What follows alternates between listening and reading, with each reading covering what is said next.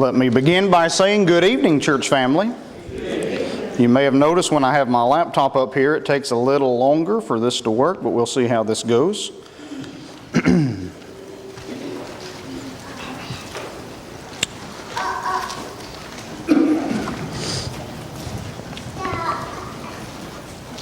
Well, while I'm waiting on this to work, let me say that your presence here this evening demonstrates to me that you still have a degree of passion and excitement for what we're trying to implement here, and that is some structure and follow-through with our evangelism. And with that being said, I just want to say that I appreciate your interest in that. I appreciate your excitement. I certainly appreciate you being here because we announced this morning that we're going to be talking about, and I'm appreciative for their leadership on this and them willing to, together with Rob's help through this evangelism seminar, cast a vision for our congregation that we may be headed in one direction. You may remember that last week on Sunday morning we had a very Bible-based lesson from Acts chapter 2 in particular, dealing with this idea of congregational evangelism. When I say congregational evangelism, what do I mean by that? I mean that we all work in what way? Together. That's the key word, isn't it? We all work together. And in the course of this particular material here, you see this as literally the PowerPoint that is provided by the School of Evangelism through House to House, Heart to Heart. And many of these things Rob Whitaker hit on while he was here in that evangelism seminar. But I'm going to try to tell you where the congregation is at, where we're heading under the oversight of the eldership as it relates to our structure and follow-through with evangelism. Let me say this, though I've said it many, many times, but I want to go on record officially as making this observation. I knew from day one that this was a congregation who cared about souls, who made an interest in seeking the lost, who in so many areas, our ladies, our men, our young people, so many different places in our congregation, without even trying to bring attention to it, I would look and I would see, now that person or those people are really trying to reach the lost, really trying to make a difference in this community. I don't believe that for most of you the problem is a lack of wanting to. I think for most of us, this is my observation, is that any congregation can use a structure that can help us to be better with follow-through. Is that a fair observation? And that's really all that we're trying to offer with this particular structure through the School of Evangelism with House to House, Heart to Heart. Now, you probably have seen on the table, or remember Rob putting it up on a screen, something that looks kind of like this, right? See, up on the screen you have the same thing I'm holding in my hand pretty much. I'm going to go back though. And you will see that the School of Evangelism has, I think, very biblically and very succinctly laid out 6 processes that are in place that are taken directly from the book of Acts, that if we follow those 6 processes, then it will lead us to where we want to be, and that is to be pleasing to God and effective at reaching souls. Now, I want to just go back a slide and look at this particular image, and as I'm looking at the same image you're looking at, this is virtually every congregation that I've ever attended, every congregation I know of, and I don't think there's anything wrong with this image. I'm not going to tell you it's wrong to have community meals, it's nothing wrong with having holiday get-togethers, nothing wrong with youth programs, Bible camps, Bible classes. Many of these things fit right into the structure of what we're trying to aim at, but and I'm viewing these slides through my own interpretation, keep that in mind. But when I see this particular slide, what I see isn't a bunch of things we shouldn't be doing. These are things that we are doing, many of them, things that we probably have always done, things that I hope we keep on doing. But when I see this, there's 2 observations that come to my mind. One, we're busy and we're going a lot of directions, aren't we? Let's just face it, we're busy and we're going a lot of directions. And 2, everything that's on the screen, you can find some way within those activities to implement evangelism. That might not be its main thrust. That might not be the main purpose why we put together a graduation celebration for those graduating high school or college. But is there, if we're clever enough, evangelistic opportunities even in events such as that? And I would say yes. And a congregation that is looking at everything through the lens of evangelism and being soul conscious at the end of the day is a congregation where we will identify those evangelistic opportunities in every single thing we do. I believe the more biblical statement isn't that the only thing the church should be involved in is evangelism, but rather everything the church does has the possibility of evangelism. I think that's a very biblical statement. And so I think this slide represents that. So getting back to this image, you see that there are 6 circles here, all with an arrow going clockwise, going around. What do you call this? When there is not a stopping point, that you start with contacts and go to prospects, then Bible studies, then baptisms, then new converts, and then church growth. But is there just a straight line and a finish line at church growth? Is there a finish line there? And the answer is what? No. You see, the more we grow as a church, speaking for the case of this lesson, for the case of this presentation, because this is not a sermon or Bible lesson, the more we grow in numbers, that is the more people we have that we can pull contacts from. And so every time we make our way around this cycle, we allow ourselves to have more and more opportunities to reach the lost. And isn't that what we read in the book of Acts when they were 120 and they grew to 3,000 who were baptized, and then 5,000 and then multitudes, and they just kept on at it? And so you may have noticed that there is an evangelism table. The Wickhams put that up, Darla Wickham did, to my understanding. And above that evangelism table, there is a framed poster of this image, right? It's actually the more detailed version of this, which is kind of a combination of these 2 slides here. And it is framed and it hangs above our evangelism table. And you may have noticed that they also put a framed version of this up on a stand. And at least this morning, I didn't see this evening, that was right there before entering into the auditorium. Why do you think that is beginning to pop up everywhere? Well, the elders' thinking is this, that this is the foundation, this is the structure right here.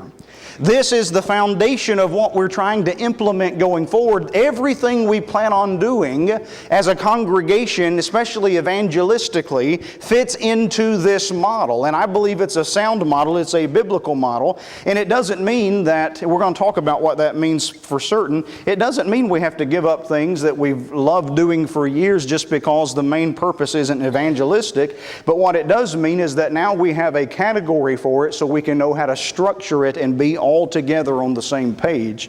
And this is the one that Rob pushes through house to house, heart to heart, and School of Evangelism. This is also a very biblical model. I do believe that. And so we see the first stage there, the very first place you start is contacts. And let me say this about contacts, that when you're looking at this where you start, when you're talking about contacts, that's kind of a numbers game in a lot of ways. You know, if you're in sales, or even something I'm a little more familiar with than sales, if you're in advertisement and if a company is trying to advertise their goods or their products or their services, they're going to try to make contacts. A lot of times by mail-outs, they'll take something like this postcard size advertisement here, and they will mail it out. Let's say they mail it out to 20,000 people. If they mail it out to 20,000 people, do they expect 20,000 people to come up and show up to their business? No. It's a numbers game. If they say that a certain percentage of their mailouts will end up coming and becoming prospective customers, then they're going to mail it out as vastly as they possibly can, because the more they mail out, the more they advertise, then the more prospects that they develop along the lines of this thinking. And so when it comes to contacts, it really is in sort of a numbers game. Let's put it this way. If as a congregation within 1 year we were able to have about 2,000 contacts. Now, contacts are just the names of individuals with their contact information and maybe something unique about them. They have cancer, they've lost their home to a fire, so on and so forth. That's all I mean by a contact. When the elders stood before you and gave you those very wide bookmarks and said, keep those in your Bible or keep those on you, and there make a list. This is an individual list meant for your eyes only at this point, where you list as many as you can, maybe even 10 people on that list. Those are contacts. And the only way to get contacts is by all the people we've got sitting here this evening, all the people that come to our services and are Christians willing to participate in this evangelism model here. And it's kind of a numbers game. If 150 of us were able to come up with 10 contacts, how many contacts is that, church family?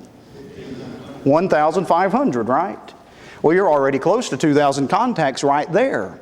And obviously, if we start off with 2,000 contacts, probably based on my experience, and I think I heard Rob throw this out as well, then about 200 of those will realistically become prospects. So we'll talk about that in the next point. And if you get 2,000 contacts, maybe about 200 of them will become prospects. And if you get 200 prospects, then from those you might get about 20 Bible studies. And if you're getting about 20 Bible studies, that's about 18 baptisms in a year, because it's about an 85-90% success rate when Bible studies are done in a wise, tactful fashion. Okay?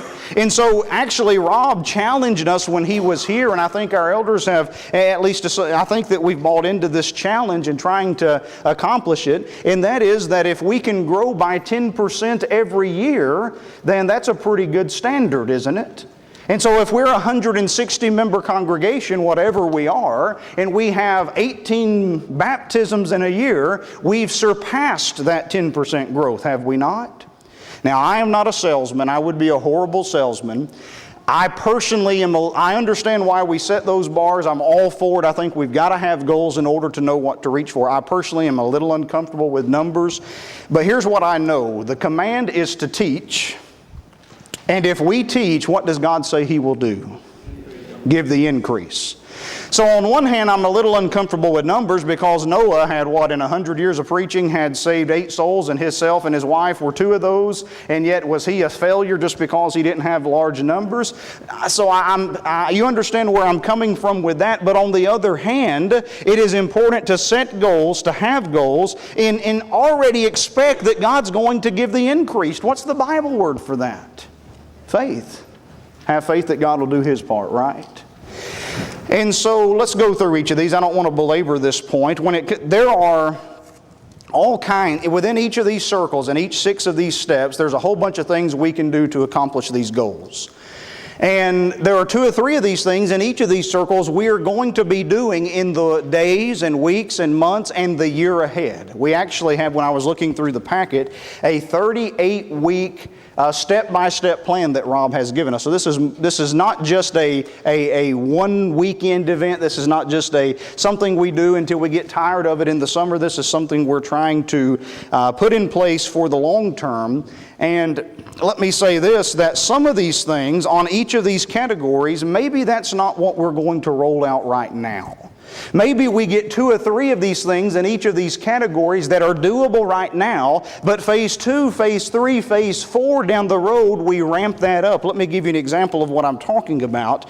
Under the contacts, the very first thing he suggests in this, if you can see the smaller print there, which is kind of hard, he says in contacts to have a targets list.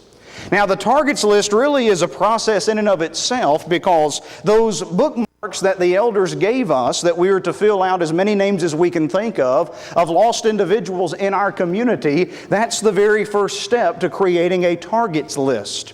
And the next step, let's see if I've got a slide demonstrating this. There's the card right there, right? That's the card we're talking about, and it says, help us reach 10 new families. And again, these are families, not necessarily individuals in our local community who we know need to hear the gospel. Okay, here's how that is probably going to work, is that when you make your list of 10, right, that is a list you keep on you. We want you to not only make that list, but pray for those individuals every day. What's going to happen if you pray for those individuals every day? You will not forget them.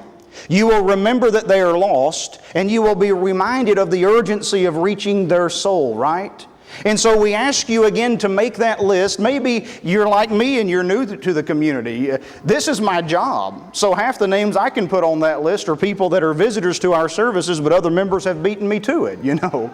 And so maybe that list is 5 or 8 or 10 or 12, whatever it is. Your list that you make, one that is a private personal list to you of names, pray for them every day by name. Go down the list. Be with John Doe, be with Sally Smith, and just go on down the list. And in addition to that, what we want to suggest is that starting 2 Sundays from today, Rob, or one of the elders, is going to close our services, at least mostly close our services, by standing before you as he has done for a couple weeks now. And he's going to do something like this, and elders, if I get this a little wrong, you can correct me. He's going to say, now, we have our list in front of us. Everyone look down at your list.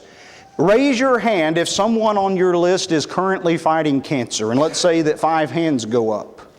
When those 5 hands go up, what you see then is that this contact card will be provided to those 5 hands that are raised. We now have the name and contact information for those individuals. You know, it's too much if we just dump 1,500 names all on our plate at one time, right? So let's do this systematically, orderly, and in a way that we can handle. And then what will happen with those contact cards is that they will be put on a sheet. This is actually a longer sheet than shown in the picture here. And let's say all 5 names are on there. And let's say that there's 2 or 3 visitors that we've had. Let's add the 2 visitors on that list. We have 5 cancer contacts. We have 2 visitors that we're interested in following up with. We have a list of 7 for that week. This list will be, we have someone, is it okay if I mention names at this point or no? We have someone who is in charge of coordinating this, and what we're going to do, that individual with those who he has helping him will then provide this list in a room that we will have to the side. What have we normally called this room? Is it the flower room? Is that the one under consideration? The flower room is now going to become the card room, okay? And the individual who is coordinating this, along with those helping him, will have these 5, 7 names on a list, 2 or 3 lists sitting on the card table. And we are asking members to go in and write cards. Now, here's the way that will probably work, is we don't want to give you a name, an address, and a card, and a stamp, and say just mail it off. Why is that probably not a good idea? You want to know why that's not a good idea? Some of you, not all of you, but some of you are like me and you're going to forget that sometimes, right? And in my experience, if you get 50% of those cards to be mailed off, that's probably a good number. Now, we already have some experience with this because Marianne and others have done a wonderful job doing very similar things in the past with cards that's kind of more widespread to our members, shut-ins, and other contacts that we have, including evangelistic opportunities. And what that's going to look like is that you will write a personal handwritten note. You will then put that, something like this, more fine-tuning as we get closer. You will then put that into a stack that is cards that are done, if you will. And then the individual coordinating that with those helping him will then stamp the church address on there. Do not put, this is my thought, and if somebody disagrees, we can consider that later. I would recommend not putting your personal home mailing address on there. It's good enough to let the church put their stamped address on there. And then what you can do, the coordinator will put a stamp on it, put an address on it, and they will mail those out. But as you remember Rob saying, it makes a bigger impression if we have not one card with 50 signatures, but 30 cards with one signature, right? Or 10, 15 cards or 20 cards. Somewhere around that 15 to 25 card range is probably a good target.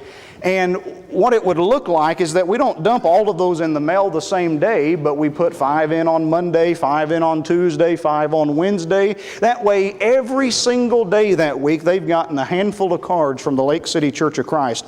And does that make an impression on a person? I've preached at a church where we've done it just like that, and it made a huge impression on people. And that was a big part of why we were averaging for a 100-member congregation about 15 baptisms a year, because they were when they came to services, they were almost overwhelmed with the friendliness like they would be here. But when they went home, they couldn't just forget about us, because every day when they checked their mail, it was a constant reminder of a loving Christian family trying to say, we would like you to come back and visit with us. And so that's kind of the basis of how that will work. There will be more fine-tuning as we go. Another category of contacts that we have is not just those names that you provide, but it's the visitors that we get. The Lake City Church of Christ probably gets considerably more visitors to our services than the average church does. A good portion of those are from people traveling from Chicago to Orlando or Nashville to Miami or wherever they're coming down the interstate. And let's be kind and friendly to those visitors. Let's speak to them. Let's show love. Let's build our reputation for being a friendly congregation. But we're not talking about them per se, because we're taking step one, which is evangelizing our own community. Some of those visitors that we will get will be from our own community. How are you going to know if they're just passing by or in our own community? How are you going to know that? Go up and talk to them. Go up and talk to them and get to know them. And so, not with every visitor we get, but we've already got a person kind of in charge and going to be getting other ladies especially involved with creating bags, particularly visitors' bags for kind of our first little bit, and then later we'll have bags created for when we go and follow up and make visits. But there will be more information given about the specifics. If you're sitting here thinking, well, I'm very limited in what I can do, can you go shopping? Can you help assemble gift bags? Because those bags will be stored also in the card room somewhere out of the way. And when there's a service that comes around and there's a visitor or two from our local community, guess what? We've got somebody else who's going to be in charge of how to handle visitors in a tactful, loving way. One thing I remember Rob said that as a introverted person I wholeheartedly agree with: don't hound them at the door, let them come in and sit down. That's the first thing people want to do. Let them come in and sit down. And when they've sat down, it's good to go up and say, hi, how you doing? You know, we're so eager. We had a visitor a couple of Wednesdays ago, and this was before we had anything implemented, so I was doing this behind the scenes. I said, Wayne, can you go up and talk to them, be friendly, and get their contact information? Wayne did that, but you know what else happened? 4 different members went up and got her contact information. So a little bit of organization would help us to only get that once and not time after time after time after time repeat the same process, right? And so that's what I mean by the organization.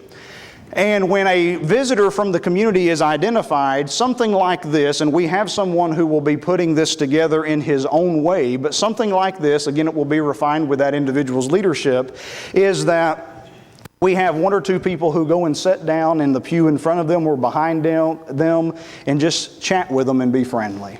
Really get to know them. Now, some consideration needs to be had here. If you have a young 24-year-old couple with a small kid coming in, they're going to expect the preacher and some older members to go up and say hi. You know what would really impress them? If another younger couple came up and talked to them. Wouldn't that be more impactful for most younger families? And so with that being said, once you do that, we want to give them, the local visitors, a gift bag. And then once the gift bag has been given, we simply say, not here's a gift card, here's a visitor's card, can you fill it out?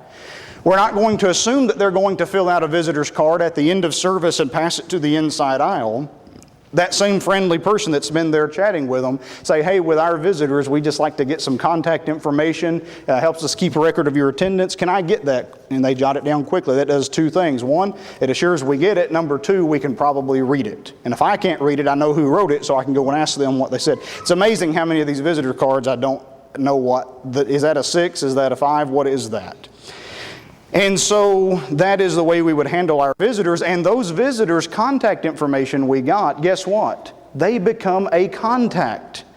And when they become a contact, here's kind of my personal thoughts on the matter. You don't just set that on a shelf and get to them 6 months later. Why? They visited this Sunday. Follow up with them starting Monday, and that would be very important to pass that to those who are working with the cards.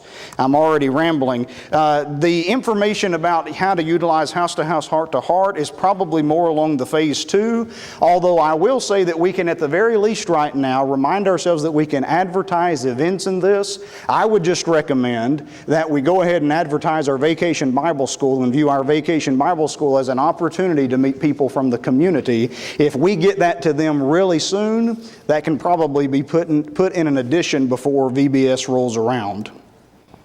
There's a new movers program that we can talk to you about more later. That's more of a phase 2 or phase 3 thing.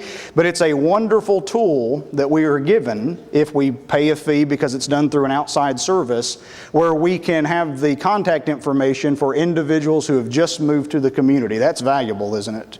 Once we can handle our own visitors and our own contacts, this would be another way of getting contacts here a few months down the road. And then that is where you would bring visitor bags into play, not necessarily one meant for service, but to show up and give it to someone's house and say, we know you just moved to the community, yada, yada, yada, wanted to welcome you, here's a gift. So that's a little bit further down the road. Door knocking is as well. Mentioned VBS, trunk or treat.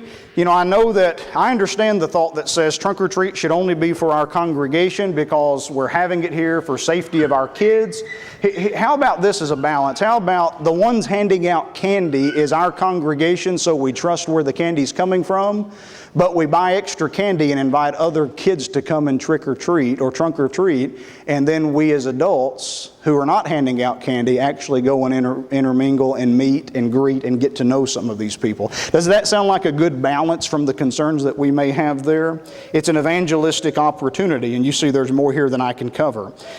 Let me touch base on this, and I don't have official word from any eldership. This is me talking and me kind of sharing what I've heard overall. The Whitakers, Hannah Whitaker produces some pretty neat little cards, and I'm proud of her for doing that. We have some of those cards that we're going to utilize. The impression that I get is that we're not going to limit it to just one set of cards. We're going to use cards that we accumulate from a number of places, because here's a problem. If we're always handing out the same 15 cards, it gets repetitive, doesn't it? And if somebody's getting 25 or 30 cards in and they're getting a whole lot of the same cards, that looks a little bit repetitive, right? So it kind of takes away that personal touch. So we will be utilizing, at least from my understanding, some of Hannah's cards, but some of the cards we've already been using, and cards from various places.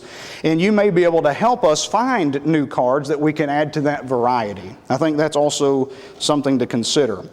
When it comes to the prospects, and by the way, I'm in the category of prospects when I'm talking about mailing cards. That's this, going back a few slides, in this big chart here, prospects would be number 2.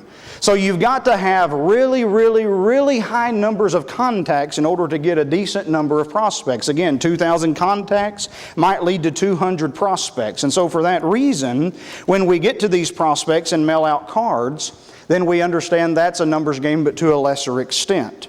Okay, and so you follow up with these contacts. They become prospects when you start interacting with them.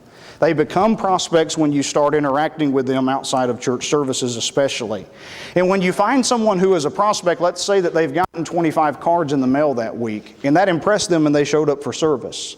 As Rob did a good job talking, we need people who are open to taking people out to eat. Doesn't need to fall in the same 2 or 3 families every time, because that gets expensive. And we need, in my estimation, 5 or 8 families who really do a good job at hosting people and having them over for dinner. There's already a few families that come to my mind that do this already without being prompted. And by the way, just because you host them doesn't mean you always have to provide the food. Let somebody else help with the food. Maybe your house is what's needed. Maybe someone else can help you with the food. Maybe just because they're in your home, you don't have to be the one conducting the Bible study. Come to me and say, TJ, we've got this visitor that's come 2 weeks in a row who's agreed to come to our house. Won't you come and eat with us and have a Bible study ready? And we'll try to make that work out. Does that make sense? And so just kind of hitting the highlights. Community service is another way of going and showing kindness to our prospects. Putting up a mailbox, as you see here in this picture, helping them to mow their yard, an older person in the community. So you see all of this. Having people in your homes. And then that leads us to the third little part of this plan. And that is Bible studies. We want to have a lot of prospects so that we can have a lot of contacts, so that we can have a good number of prospects, so that we can have a good 20 Bible studies in a year. I will tell you that I was preaching for probably full-time for 5 years. And during my first 5 years of preaching, I was having on average about 5 to 6 Bible studies in a year. And then I went on my first mission trip after having preached 5 years full time. And by the way, 5 or 6 Bible studies in a year was probably average, but maybe even slightly on the good side. And I went on my first mission trip, and there was a group from this church on that trip at San Blas, Panama. And I remember in that week, I personally and our team conducted somewhere between 25 and 30 Bible studies. My right-hand man was a translator. The right-hand man beside him was Caleb Hill. He was on my team, and that's how I got to know Caleb. And one thing I learned about Caleb, he's not here, is he? Well, I'll say it anyways. One, he was a very good helper and very good student, but he had a whole lot of opinions. He sure did. And I probably learned a few things from him. Yeah, I probably learned a few things from him as well. And I remember coming back from that mission trip thinking, I've conducted more Bible studies in 6 days here on these islands than I have in all 5 years of my full-time preaching put together. That's kind of amazing, isn't it? And the first thing that I knew was I didn't know how to conduct Bible studies very well. And it was a similar story to what Rob shared as I went to work trying to kind of was pretty instinctual for me, some of these things about not arguing and all of that. And so there is tactics to use. When we get to Bible studies, we are going to promote. If you're just an excellent evangelist and have been baptizing people left and right, keep doing what you're doing. But if you need some direction and help along these lines, we're kind of promoting, and I happen to be a big believer that the Back to the Bible series is not only a good 3-part evangelistic series to use, but the approach they use is what I have always used from day one, which is everybody at the table have an open Bible. Would you mind reading this passage? Based on this, Mark 16:16, he who believes and is baptized shall be saved, but he who does not shall be condemned. Based on this passage, what 2 things must we do in order to be saved? What would almost every person with the ability to read answer as? Believe and be baptized. Okay, write it down. That's generally the approach that I've taken with every Bible study that I've conducted. It wouldn't necessarily always be these 3 lessons for me, but going forward to kind of be in sync with the congregation, I'm going to go back to those because that is something I used early on. And so let me say this, and I know I've got to be careful with time here. I need to wrap this up. Let me say this, that not everybody in here is ready to do a Bible study. Not everybody in here is greatly interested in doing a Bible study. If you can get me in your home with a friend and let me study the Bible with them, me and you both have converted that person. Is that a fair observation to be made? It's not about who does the actual talking. And let's work together on this. And I will reiterate what Rob said. I've lived here just over 2.5 years, going on 3 years. I don't have the contacts that you have. But I can sit down and study the Bible with somebody. You give me 20 Bible studies in a week, and I'm sure Ryan feels the same. We'll do the Bible studies. If you'll be okay with me repeating a few sermons here and there, we'll do the Bible studies, okay? And so if you do that part, we can kind of get us started on the other part. And we got elders here and others who are very active at teaching Bible studies as well.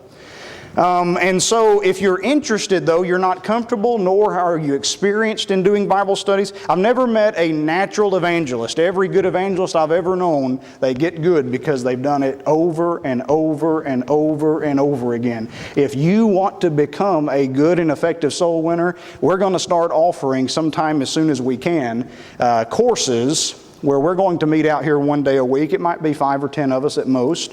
And we're going to go through this Back to the Bible series and talk about scenarios and how to properly teach someone the gospel. You know what the best way of doing it is? TJ, I'm not ready. I hear you got a Bible study this Tuesday. Can I sit with you? Please. And by the way, everybody, that's open to everybody, but especially if you're a young person or a lady, that all of a sudden makes this nearly 40-year-old bald guy seem a lot more approachable, right? Because that is a barrier for some people, especially when ladies are involved. And then we've got the evangelism table out there that we also have somebody over who's going to maintain that and keep that and grow that as we go on. I talked about the Back to the Bible. There's some specialized books to use. There's a little more about training each other to be good how to conduct Bible studies well. So there's things we can use if we only get one opportunity. You know that whole lesson that I have where I draw the circle and in Christ and outside of, that's kind of my go-to approach when I have one study with someone that I've had a lot of success with. Here is another one. And then we get to that next little part in the process that is baptisms. And let me address this very briefly and move on. We're going to have people baptized here. We've had 3 or 4 baptisms already this year. We've had about 5 or 8 every year since I've been associated with the congregation. Here's something I would like for us to consider, and I think our elders are heading in this direction. I know that our elders are heading in this direction. When we have a baptism, maybe it was at a pool somewhere else. Maybe it's here at the building. Maybe it's during service. Maybe it isn't.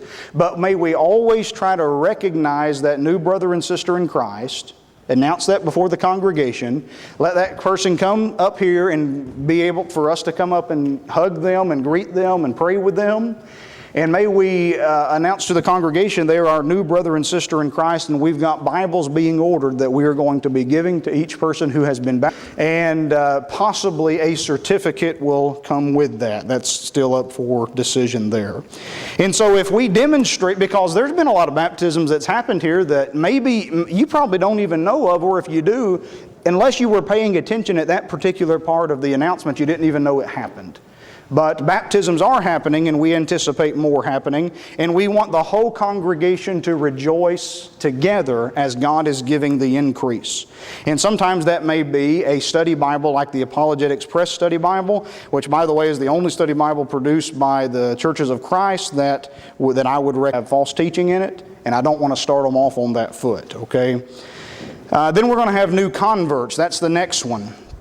When people are baptized, they're now babes in Christ. They're new converts. Here's what I hope never happens. We give up. We've got them wet. We've got them in the pew. We're done. We're moving on to the next. I hope we never become that type of church. I believe one of the most important things we will do as a church is baptize people and develop the newly baptized people, because that is just as important as baptizing them in the first place. And so we will be having some plans of some sorts of having new converts or fundamentals classes. And kind of the way I've seen this work at other places is having an adult class, say Sunday morning or Wednesday, where if you've been recently baptized, you go in there and work through all of the fundamentals over the course of about a year.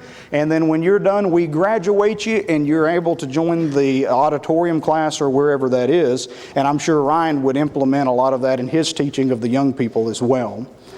I'm going to kind of go through a lot of this quickly here.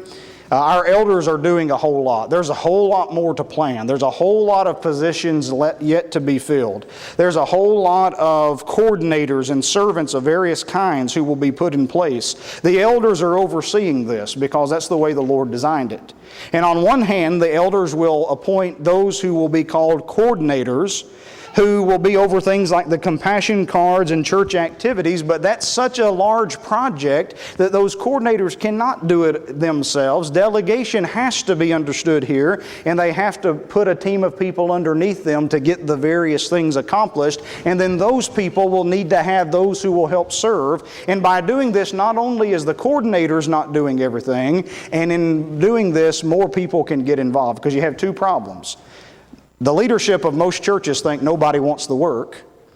The ones who could work in most churches think, boy, I wish I was given a job to do. We've got an eldership that's going to be doing their best to give you a job to do because we know that you're ready to work. On the other hand, there are some coordinators, such as with the visitors, very important. Personally speaking, this is one of the ones I'm most passionate about, because this is where I've seen most of the baptisms that I've been engaged with at this congregation and other congregations has been through our direct visitors, through house-to-house, heart-to-heart, the new movers, the door knocking that we may implement more later, new converts. We need members who are spiritually mature, who will adopt new converts and teach them what a godly marriage, godly parenting, and how to endure temptations and what the Christian life is all about. If they can see you live it and rely on you when they're down and discouraged, they're more likely to stay faithful. Is that fair to say? Because there's a whole lot that could go wrong in that first few years of their conversion. So we get back to the original plan, which is contacts, prospects, Bible studies, baptisms, new converts, and that leads to a growing church. And what do you have when you have a growing church? Instead of 150 members filling out 10 contacts each, we may have 170 members filling 10 contacts each, right? And then we might have 195 members filling 10 contacts each. You know, when I took the job here, I had several preachers that you guys may be acquainted with, that I'm also acquainted with, that spoken on past standing in the gaps, that was acquainted with your eldership, has been acquainted with this congregation, and several of them I remember telling me, TJ, you go there and do that work, that church could easily be a 200-member congregation in 5 years. I really believe that's possible. Am I that concerned with numbers? Not in and of itself, but when I'm reminded numbers represent souls, then yeah, I'm kind of concerned with that. And so I think that we have a lot before us. I really could not do justice laying out a detailed vision of everything in the time period we have, but maybe this lets you know that every week the elders, and me and Ryan are meeting with the elders every week on Wednesdays for the foreseeable future, talking just about evangelism, talking just about what their plans are in implementing this step by step, bit by bit, until we're seeing the results that God will inevitably give. That's all that I have. If any elder has something to say, they will tell you that on their own time, and we want you to be a part of that. New convert or aged member, we want you to be a part of that. If you were active in the past or not so active in the past, if you've been lost, if you've been drifting, lost like in direction, we're trying to give you direction so you will no longer feel that way.